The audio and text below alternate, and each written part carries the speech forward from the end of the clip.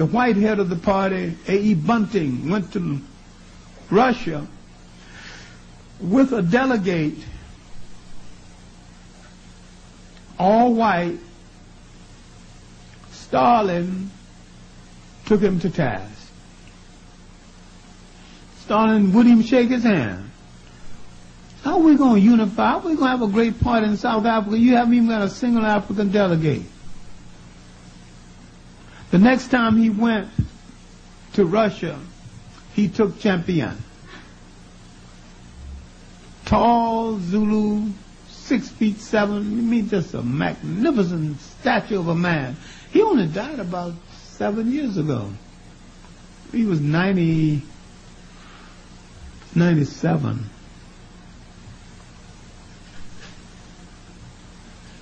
Another Zulu taken with South African acceptance, taken with his acceptance by the Boers, went to University of Witwatersrand. And because this was a British-run Boer university. You have to understand one thing about the Boers that I should have said earlier. They are Calvinists. And the Calvinist creed is that they are designated by God to look over all lesser breeds. And they don't feel guilty about what they're doing in South Africa because they assume that the African is of lesser breed. Now you would wonder, why would anybody belong to the Dutch Reformed Church?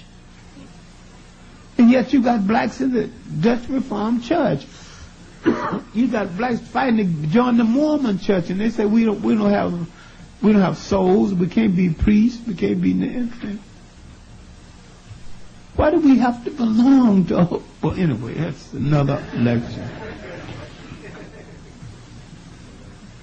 Champion continued his course of nationalism.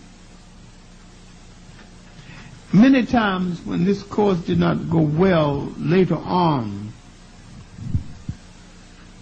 some Zulus became conservative, and some of them are conservative to this day.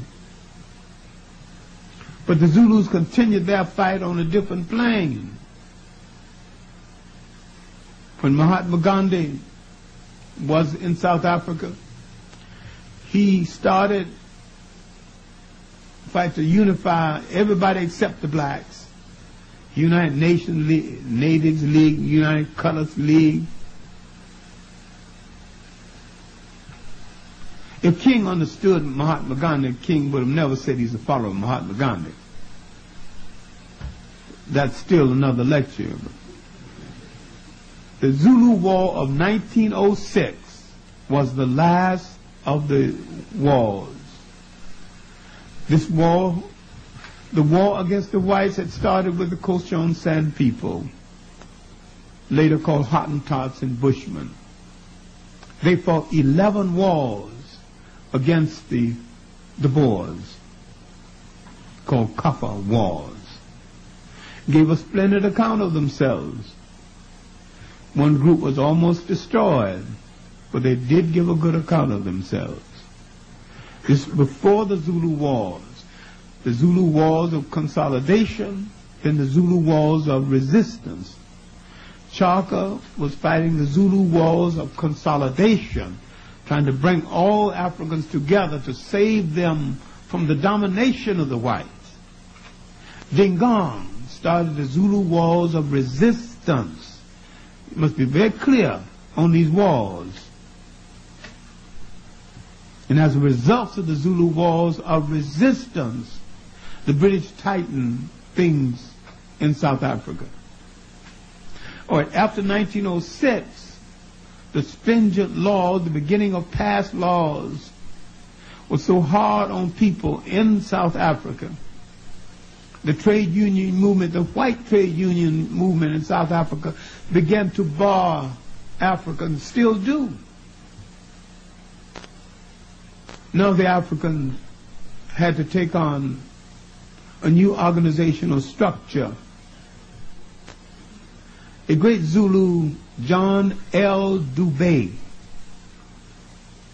the grand uncle of the Ernest Fred Dubé, who's having the problem at Stony Brook.